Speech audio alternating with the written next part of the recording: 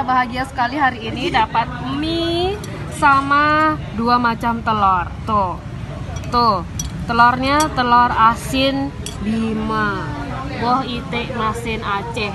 Aduh, saya mau rasa dulu ya teman-teman. Ini aduh menggiurkan sekali.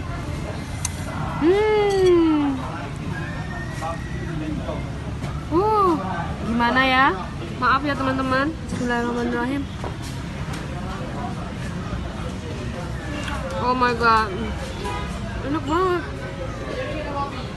Ini mie-nya nggak terlalu asin, ditambah telur asin jadinya dia lemak, asinnya pas jadinya.